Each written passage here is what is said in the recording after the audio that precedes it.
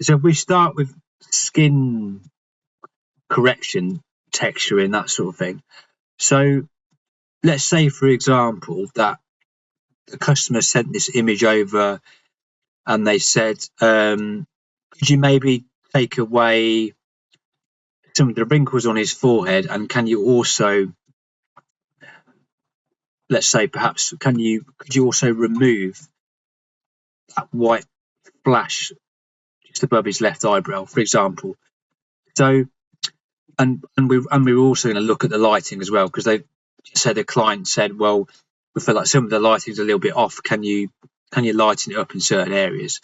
So before we do the lighting, we would do the skin, as it'd be quite difficult to try and do the lighting first and then try and fill in the skin, because we're working with tones of color, not shapes. It's better to do it that way around. So we do the color first, and we do the skin first, and then we'll come on to the lighting afterwards. So just like before, once we've got our image open in Photoshop, we've unlocked the layer. So again, we'll just double check that it's in the right color space. So we come down to image mode. So it's going to be for print. So we're going to click on CMYK, convert to profile, and we'll just press OK on that. And then we'll come up to edit, convert to profile again in here. And usually when you've picked that option once, working CMYK, it should be there again. So you can just go in, double check it there. Yeah, working CMYK, that's all fine. So we'll press OK on that. So we'll start with those wrinkles at the top. Now, there's two ways of doing this. One of them is using AI, and the other is using what's called the clone stamp tool. Now, it used to be, before AI started to be integrated into Photoshop, that you'd have to do this manually using the clone stamp tool. So I'll show you what this does before we do the AI first of all. So it works a bit like a brush. So the clone stamp tool, the clone stamp tool is just down the left hand side toolbar here, and it's this one here that you'll see it looks like a stamp. So you might have to click and hold on that icon there, and you'll see you get two. So you want to use the clone stamp tool. Okay, so now that you click and selected that, we'll zoom in a little bit, and just like the brushes, you can make it you can make it a little bit larger, a little bit smaller, like that. So I'll just show you how the clone stamp tool works first of all. So let's say that we were trying to fill in that wrinkle there, that middle part. So you see the skin tone actually gets a little bit lighter towards the top than it is at the bottom, and that wrinkle is whiter. So what we almost want to do is, if you look, we want to try and, oops, zoom back in again. Yeah, we want to try and bring some of this tone down towards here. So what we want to do is, if I hold Alt on the keyboard, you'll see it brings up like a little a different target icon. So what that means is you're going to take that tone from the skin, that section of image, and it's going to allow us to apply it along a certain direction once we click and drag, a bit like a brush. So if I click over here like that, so we're going to take some of this sample there. So I'm holding Alt till the target, till the icon goes like that, and then I'm just going to click once while holding Alt, and you'll see as I move the brush around now, wherever I put it, it's got that skin tone in there. So what I can do is I can put it in there, and I can just brush along that edge, and it's gonna fill in what it thinks should be there, using that skin tone as sort of a guide. But you can see it gets it a little bit wrong there. I'm just going to press Ctrl Z to just go backwards there. So that is one way we are going to do it, but that technique is best for when we're just touching up areas. So we're not going to use that for that whole area, because it would just take forever. Like I said, you used to have to do it that way, but now we have AI to sort of fill in most of that work again for us.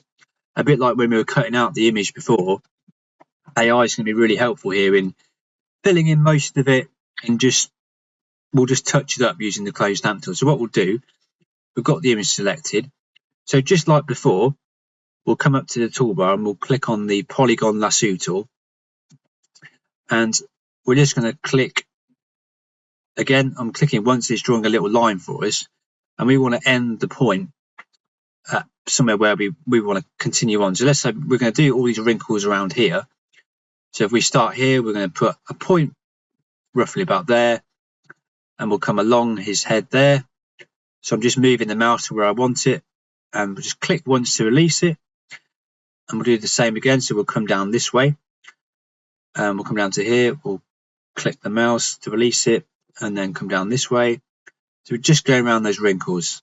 So click once to release it, come down here, click there again, click there again. So you can see around there, we might need to touch it up, but that's okay. So click once there, click once there, and click once there, and just zoom in again so you can see where you're going to join it. But it doesn't matter too much because it will lock it to roughly the shape that you drawn anyway.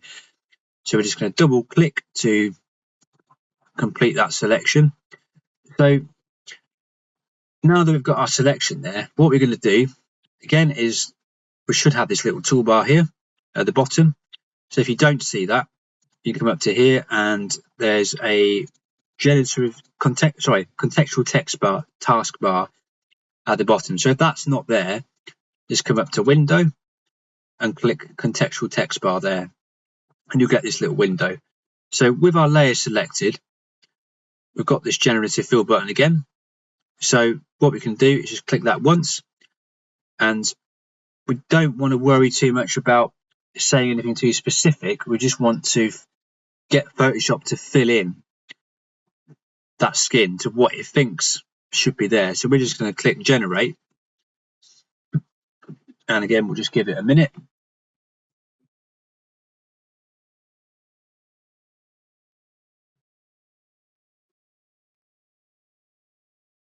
It's just working out. Okay, so it's done a pretty good job. So if we just go through the three options that it's given us, so that's the first one. Whoops. Yeah, let's go back onto the layer. Yeah, so that's the first one. That's the second one. That's the third one. I would say probably the first one is the best, just because it matches the sort of lighting that we've got a bit better. So again, just to keep everything editable as we're going along, what we're going to do is we'll just make sure we've got all our layers named. So we'll just put that as original. You could keep that as generative fill, but I'm just going to call it forehead generative fill, like that. So because we need to flatten this, we want to make sure we've got every step available should we want to go back and change anything. So we'll grab all that. We'll grab those two layers. So I'm clicking one layer and then I'm holding shift, highlighting over the other layer, clicking down again. I'm just going to press the group button there, and I'll just call this forehead editing, like that. And because we're going to flatten this layer to be able to work with it all as one in a second, again what we'll do is we'll right click on that group, and we'll just duplicate that group. We can just call it forehead editing flattened, like that. And we can hide that group underneath because we don't need that anymore, because we just need this flat image, which we're going to do in a second. So right click on the group and just go to merge group, and that's going to flatten that whole image. So what we're going to try and do now is just smooth out a few of the imperfections, because I think looking at it, it's mostly pretty good, apart from, I would say, this top section up here. His head looks a little bit more patchy on the skin tones than it should do. So that's where we would use the clone stamp tool. So again, what we would do, so we want to roughly put in some more of this tone here. So what we can do is drop the opacity again, because we might not want it to be 100%, because I'll show you what the effect is if we just do 100%. So I'll just take, again, I'm holding Alt on the keyboard, highlighting over to where I need to click, and I'm just clicking down. Then if I just stick that in there, it makes a little bit too much of an abrupt, same as the brushes, it makes too much of an abrupt paint, doesn't it? Whereas if we drop that down, let's say about 30, I mean, perhaps maybe make it a little bit smaller. We'll grab some of that tone, and we just brush like that. It starts to, I'm just clicking Alt, and just brushing with that tone that I've got there. You can see it starts to sort of fill that in. So if I show you the original and this one, so we've got, this is the edited one that we've just done. And if I switch off that layer and we reveal the original underneath, you can see it's starting to take shape, but we've still got like a bit too much down there now. So you can use the AI tool again to try and fill back in to where you just brushed. So it will fill in again the lighting, what it thinks the texture should be there is. So what we can do, we can just call that flattened 1. And then what I do is duplicate it again. So we've got the layer underneath. So we'll just call this flattened 2. So again, if we just use this polygon lasso tool, let's say we want to, just edit that little bit. So what we can do again, just click once and we'll get a point. Put it to roughly where you want it to be. So we'll be about there. So click once, push it down again, click once to release, and just go all the way around the shape again. So we'll put it around, say about there, because that's where most of the editing I think needs to be done. So again, we'll just click generative fill, and we don't need to specify anything at the moment. So we just click generate, and we'll see what it comes up with in terms of the lighting, getting everything all looking a bit more consistent.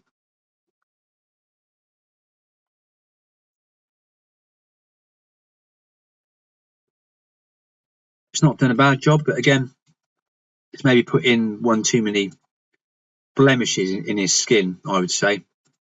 So I think that's looking a little bit better. Looking a bit better. One little trick that we could do here is we don't want too much of this blemishes. So what we could do is we can actually blur this part of the fill that we've just put in. So again, just to keep things a bit more organized, I'm just going to group these two together. So this all is in a folder on its own. So I'll just call this forehead editing flattened 2, like that. So we'll just call it forehead editing flattened 2. So in this group, we've got this previous step that we did, and we've got the fill on top, the AI fill layer. So if I switch that layer off below, that's what Photoshop has generated for on top of that layer.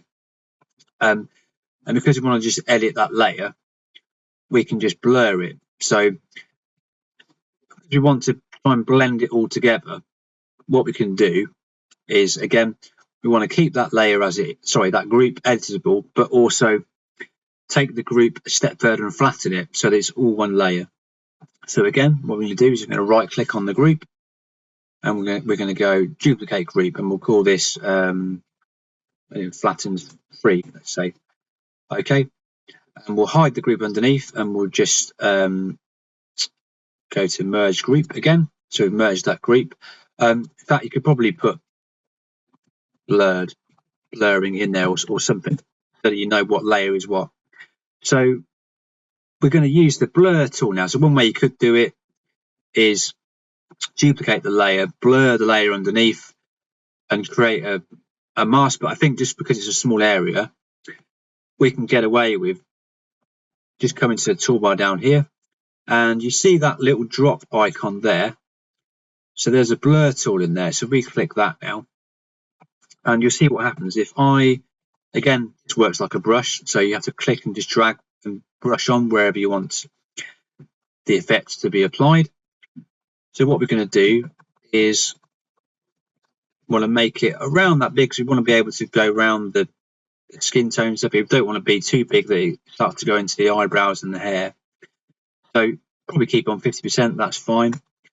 So you'll see as I start to click and draw with it, it's gradually just blurring that skin ever so much now, like that. So just do it bit by bit, just sort of zoom out and see how it looks. I mean, that's looking a bit better to me. Just keep doing a little bit more, just all the way around. So what we can do now is we can just compare it to the original. So I've got the original layer in here. So what I'm going to do is I'm going to switch that group on, but I'm going to just switch off the AI fill layer. So we're just going to see the original layer.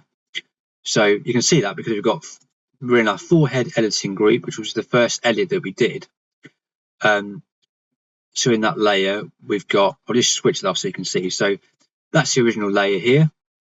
And you can tell because nothing else is switched on in that group or anywhere else. So we've got the original layer, and within this group, we had that first AI forehead fill that we did. So we can switch that off just so we can see how the original looks. Okay. So we've got forehead editing. So that's our original layer now. So what we can do, we can switch the new layer back on. So if you look in our layers, that we've got forehead editing, and flatten 1, flatten 2, and number 3, which is the last edit that we did. So if we switch that back on now, we can sort of compare and see what we think to it. I mean, I think that's done a pretty good job. And because the client, let's say the example is that the client wanted that flash removing, we don't really want to worry too much about affecting the lighting on this at the moment, because we need to change this anyway. So the next step would be to remove that white flash there and then touch up some of the lighting here when we see what it looks like. So we'll hide that layer. So now we've got that blown layer, so we're happy with that. So we're going to move on a step and duplicate it. So we'll just come up to here and we'll just go to duplicate layer, and we'll call it forehead editing. We can just call it, let's just call it light flash edit, like that. And we'll switch the layer underneath off. So, and I always make sure that the most recent edit of the layer is on the top. I mean, you could do it the other way around, but it's just how I tend to work. And when you start to get lots of layers like this, you could number them as well. That just tends to help. If you open it back up and you're not sure what step was what, so you can just call this number 1. That one's number 2. So you can call this one, whoops, number 3. So that you know these are all separate steps, like that. So that you know everything within that group is all part of that step there. So we've got 1, 2, 3, 4, and then we'll go number 5, light flash edit. So anything with big lighting that makes a lot of contrast like that, it is quite tricky to use the clone stamp tool on, because it's such a contrast. So we do the exact same technique again. So I get the polygon lasso tool, and what we're going to do is draw a guide around that section, and we're going to use the AI in Photoshop to just generate what it thinks should be there, and we're going to choose a selection from that, and then we're going to refine that. And then the next step after that would probably be to just blend in the lighting a little bit more, or adjust it a little bit. So we'll do that. So I'll come up to the toolbar again. I've got my polygon lasso tool selected, and I'm going to zoom in so I can see a bit better what I'm doing. So I've got the polygon lasso tool, so I'm going to click once. It's going to give me a line. I'm going to click again to roughly where I want it to be, so it's about there. Click once again so I can continue that line. And looking at his eyebrows, it's starting to, the lighting's starting to blur into that, but we can come back to that.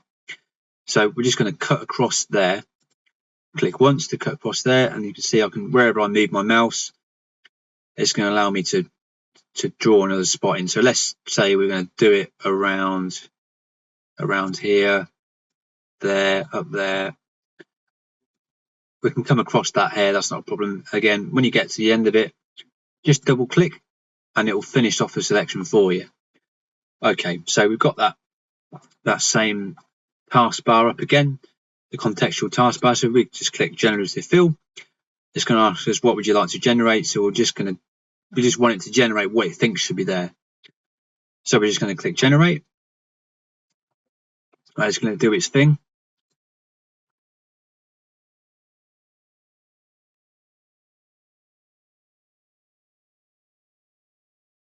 Okay, and it's done a pretty good job so far, but there is a little bit of it in there still, as you can tell from the lighting.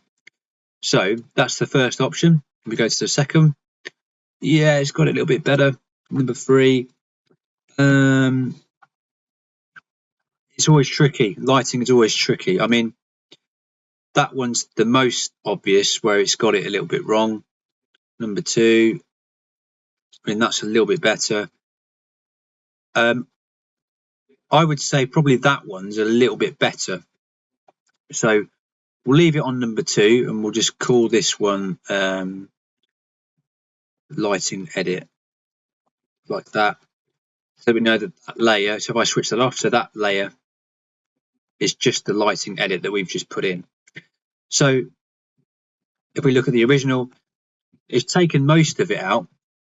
Like I mentioned, we just need to just tighten up the lighting a little bit, and then we'll go to the last step, which is doing the overall balancing of the lighting now that we've taken those elements out.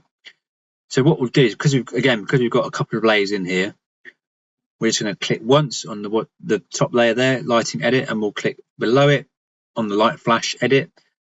And again, we'll just click the new group button there to put them into a group, and we'll just call this cancel that. So just double click on the layer name, the group name, and we'll just call it lighting face edit, like that. 1, 2, 3, 4, 5, yeah. And again, because we need to edit it, we need to flatten it. So we're going to right click on the group, and we'll come down to oh no, we need to duplicate it first. So we'll right click on it and then duplicate group, like that, and we'll just call it number 6 lighting face edit 2. Okay, and then we'll just right click on the group and merge group. Now I've got a nice flat layer again to work with. So like I mentioned on the lighting, we're going to try and just fill that in a little bit as best we can. So this tool we're going to use for the overall lighting as well as this little touch up. So you've probably seen me talk about this before in a few of our sessions. So what we're going to use is what's called the dodge and the burn tool. So the burn tool is for making tones darker. So you can see as I'm come down to the hand here, so I've selected burn tool. That will make the skin tones darker. And when you use the dodge tool, that's going to make them lighter. That section we actually want to make darker, so we're going to use the burn tool. And at the moment, the setting is on the highlight, so you'll see the difference. And you'll see the difference in the exposure as well. If I put this to 100%, and I just brush along like that, it makes a really harsh area. So again, this works a lot like a brush. So we're going to, if we put it to 20% exposure, that will give us a lot more subtle area. So again, if I just do the same, you'll see it's still there, but it gives us a little bit less harsh. You could do it to like 15, let's say. Just a case of trial and error just to see how it sort of comes out. So you can make the brush quite small. And if I just brush down there, I zoom out and just try and do it. You see, it's not quite the effect that we want, I don't think. So because it's on highlights at the moment, what you're trying to do is make the white sections darker, so it's going to take a lot of the contrast still. So it's a trial and error of between highlights and midtones and the shadows. I think what we want to do on this is alter the midtones. So the midtones are more of the greys and the whites. So if I now, with midtone selected, draw back in, it's going to darken it ever so slightly, like that. But you see, as I'm doing it, it's giving us a little bit too harsh a line. So you can just try shadows again. So again, I'll just draw in a little bit lightly with that. And that's affecting it a little bit too much again. So with things like this, again, you can use AI to try and correct it again, because it's quite a tricky area to do. We can try that, and if that doesn't work, there is another technique I'm going to show you, but we'll just try the AI step first again. So with that layer selected, we're going to come back to our polygon lasso tool, click once to go around the area, click again. Let's just say you want to end it like around there. So that's our selection. So I'm going to double click to end the selection, and we'll go generative fill, and we'll just press generate again.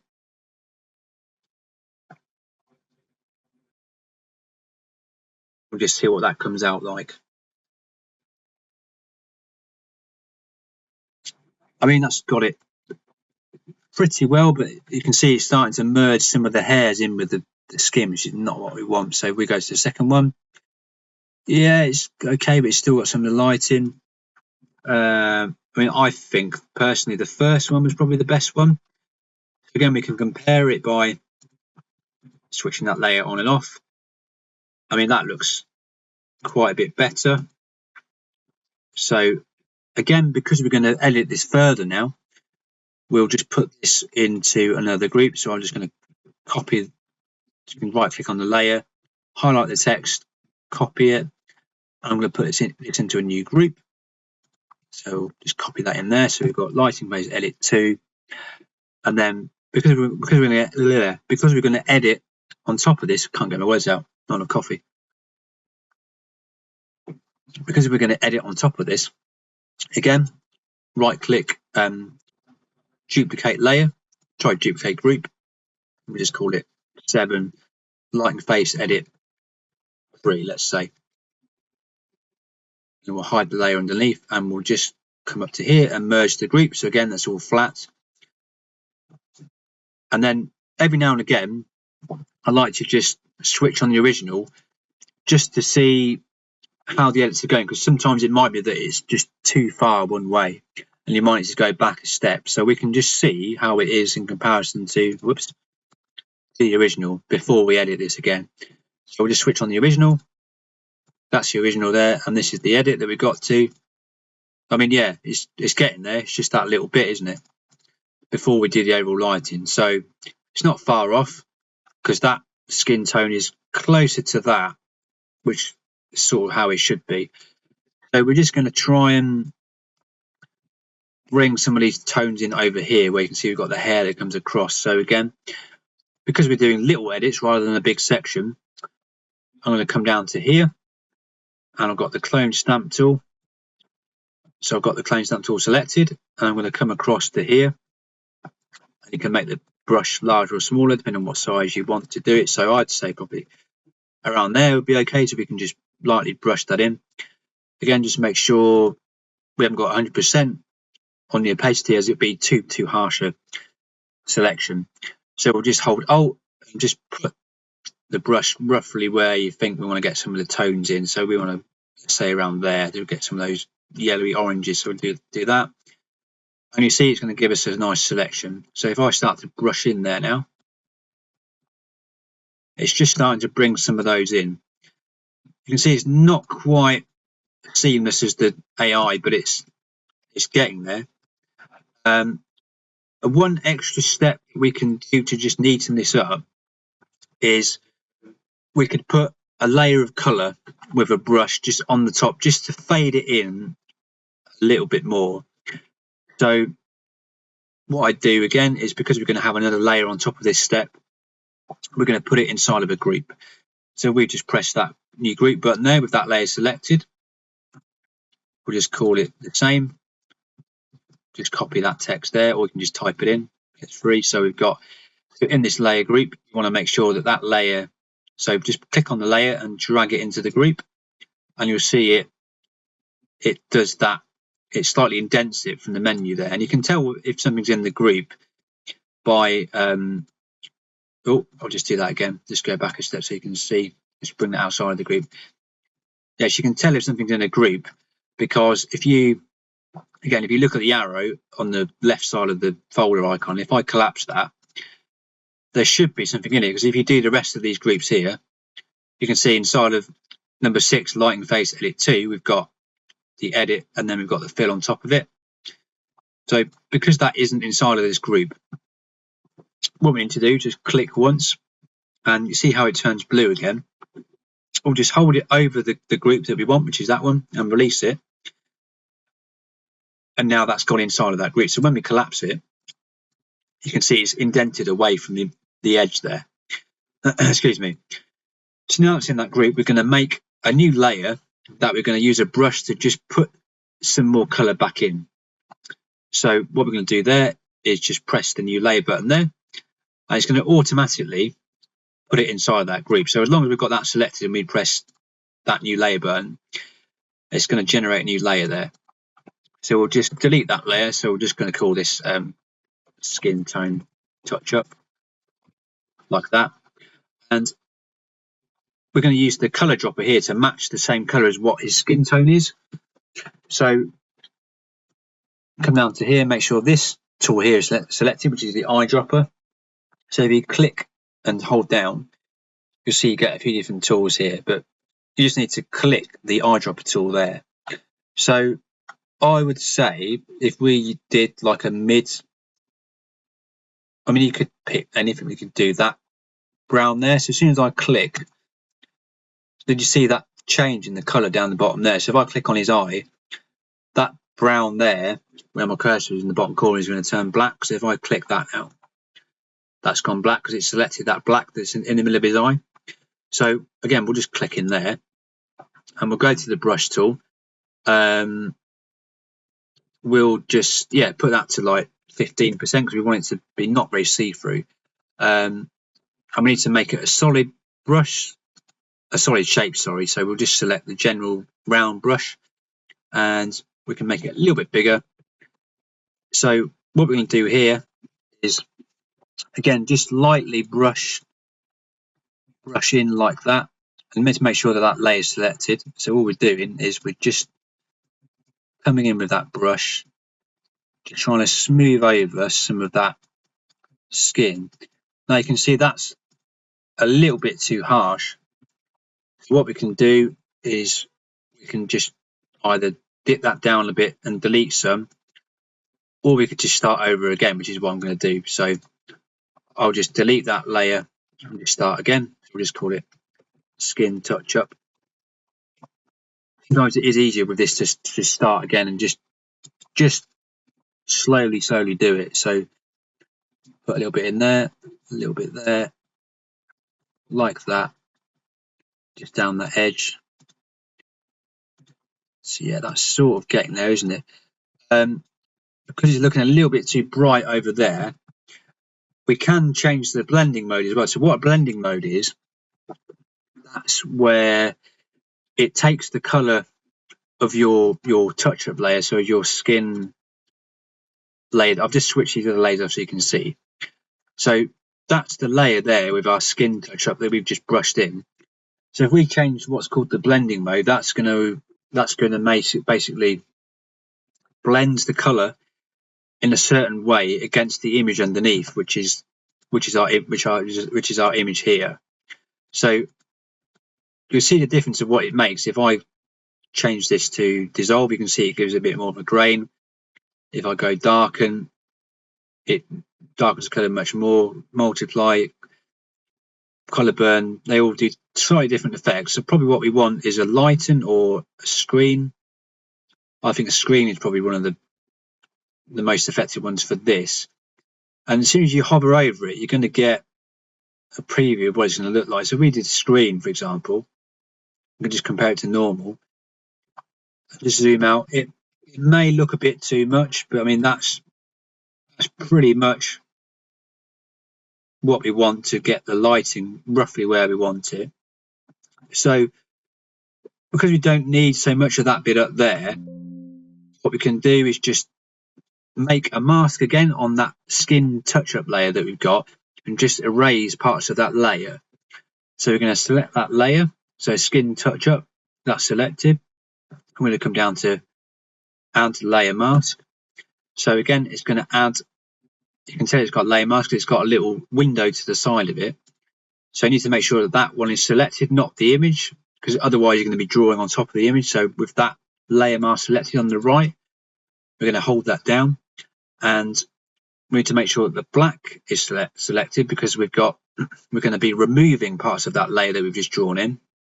And with the brush selected, you can keep it on 10%. That's probably okay. You can put it up a little bit more if you wanted to. I'll just put it to like 30, let's say. And then we're just going to draw out the parts that we want to erase. So really, we want to keep that bit at the bottom. So we could probably delete more of that.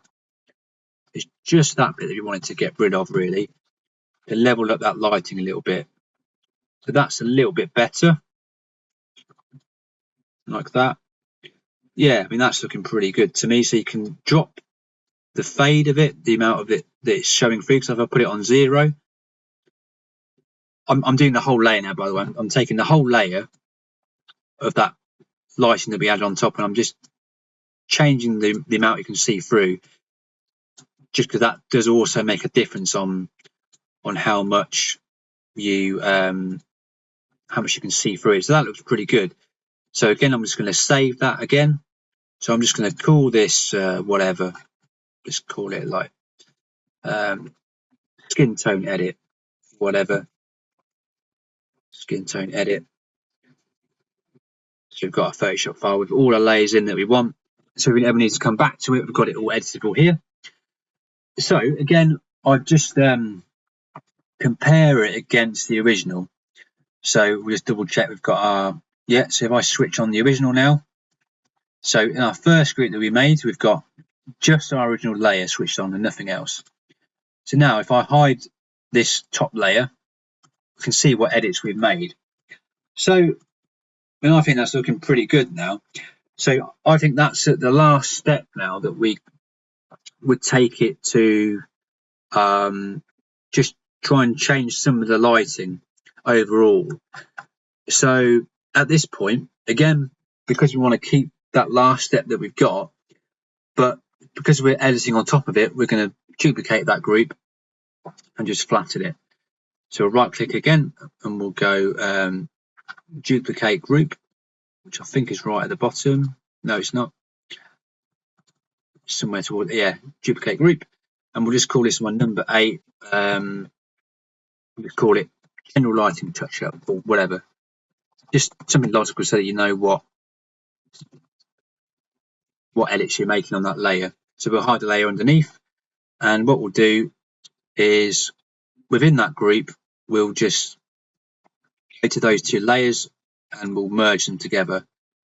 So we'll just go merge layers, which should be here somewhere. Flatten image. Duplicate layers, merge layers. There we go. Merge layers.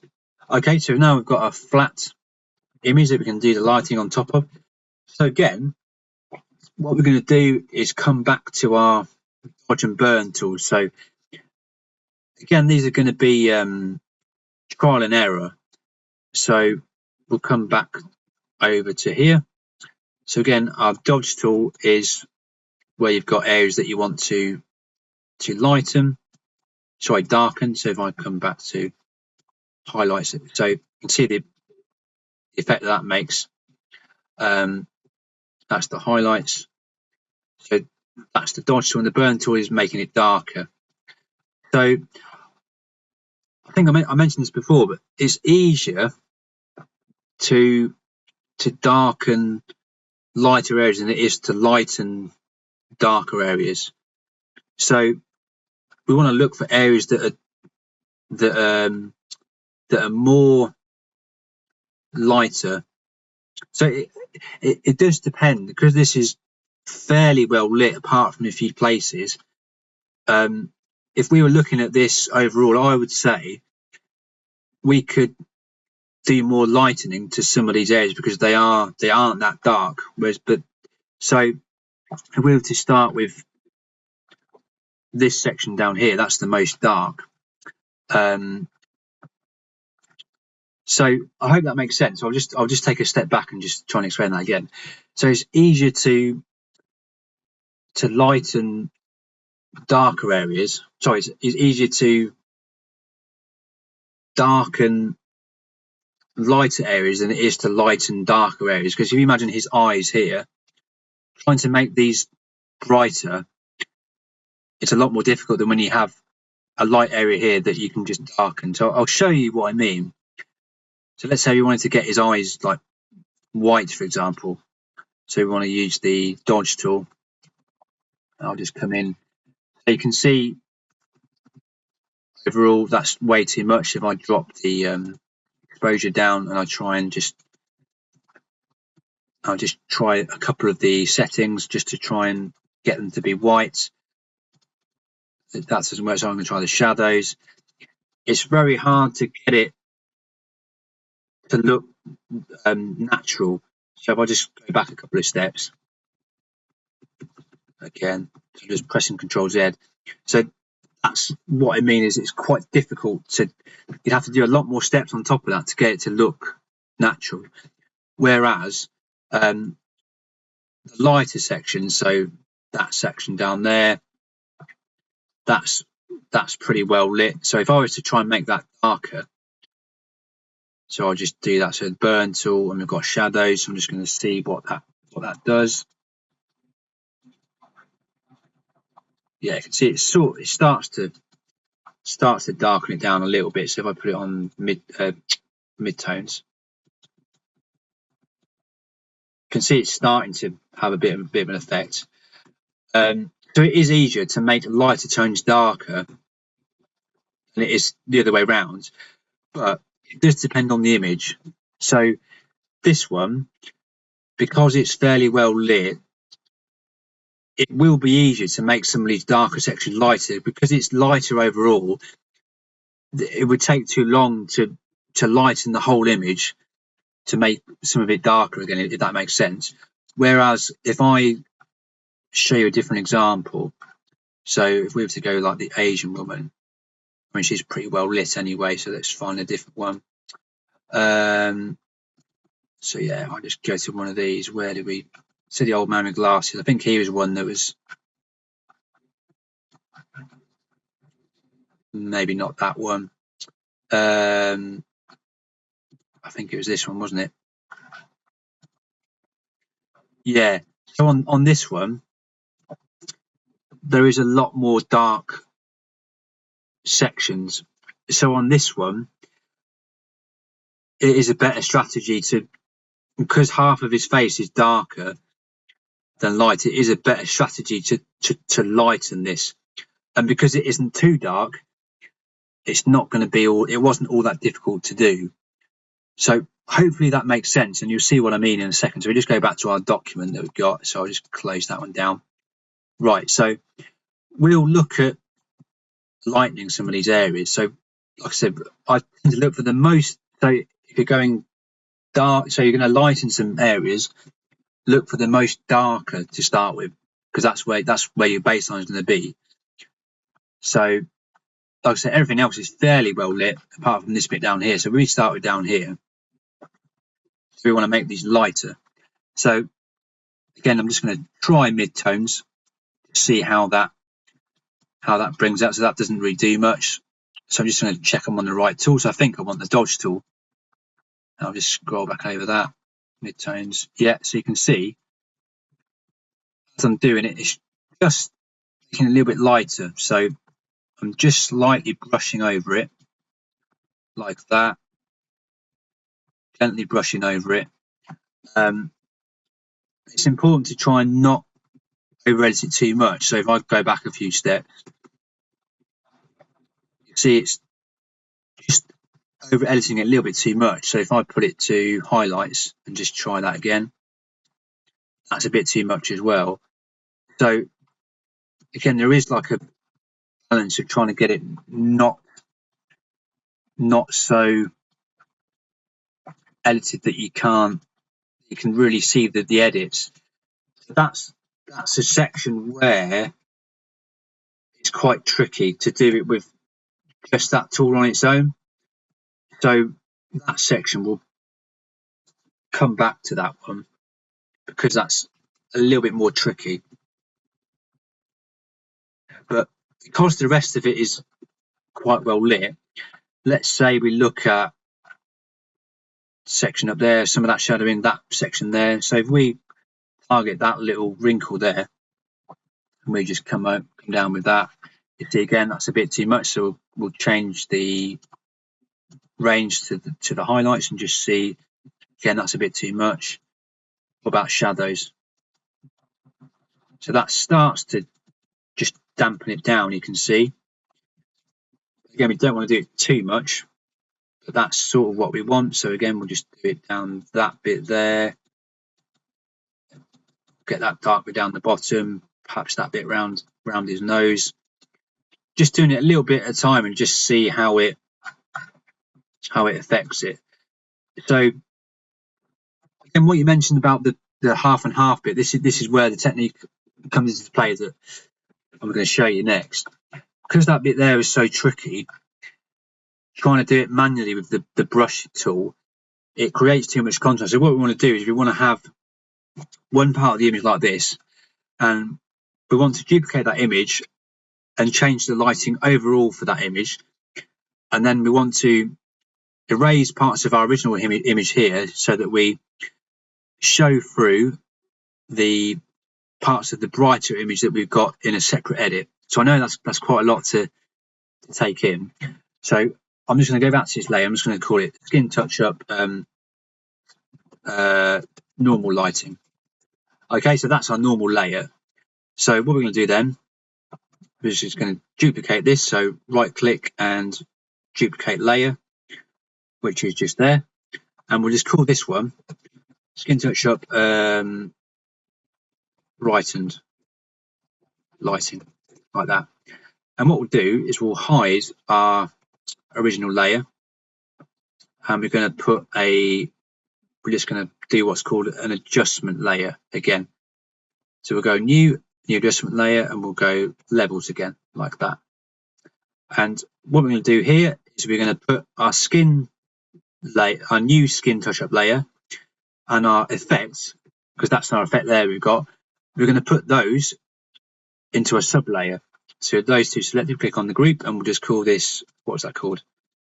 Skin Touch Up Bright. Yeah, so we'll just call it Skin Touch Up Brightened Lighting. Okay, and with this levels layer selected, so again, when you've got the level selected, just click on that, double click that icon, and you should get this little button here. So what we're going to, without seeing it, you don't really know how much effects to apply or not to apply. So we're just going to do a little bit. And because, again, this is an adjustment layer, we can come back and we can readjust this once we've masked out the sections that we want.